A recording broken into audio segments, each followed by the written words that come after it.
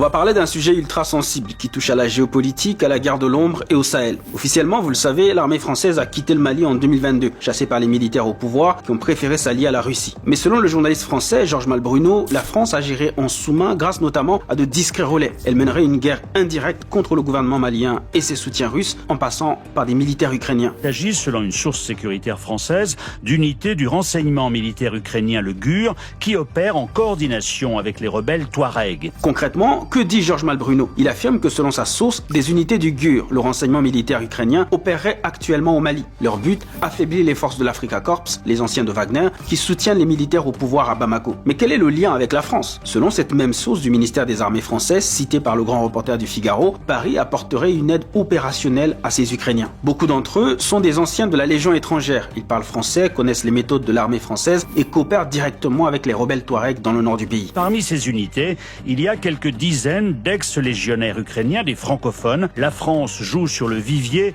des nombreux militaires ukrainiens passés par notre Légion étrangère. Et c'est là que ça devient complexe. Ces rebelles Touaregs du FLA, le Front de libération de l'Azawad, pour gagner du terrain, se sont alliés à des groupes armés liés à Al-Qaïda. L'objectif commun, renverser le gouvernement malien et chasser les Russes. Le problème, c'est qu'en aidant les Ukrainiens qui aident les Touaregs, la France se retrouve indirectement dans le même camp que les groupes comme AQMI, qu'elle considère elle-même comme terroriste et qu'elle a combattu pendant 10 ans avec l'opération Barkhane. Pour Paris, c'est une hiérarchisation de l'ennemi. La priorité actuelle, selon Georges Malbruno, c'est de faire reculer l'influence russe en Afrique. Ce qui est frappant, c'est que ces révélations viennent confirmer point par point les accusations des autorités de l'AES, l'Alliance des États du Sahel, Mali, Niger, Burkina Faso. Depuis des mois, Bamako et les renseignements russes dénoncent un jeu trouble de la France. Interrogé par RTL, le ministère des Armées français est resté très vague. Il reconnaît à demi-mot que des anciens légionnaires ukrainiens sont repartis servir leur pays de la manière qu'ils jugent utile, mais refuse tout commentaire supplémentaire. Pour résumer, la France, bien que chassée physiquement du Sahel, utiliserait l'expertise ukrainienne comme bras armé pour reprendre la main face à Moscou, quitte à flirter avec des alliances très dangereuses.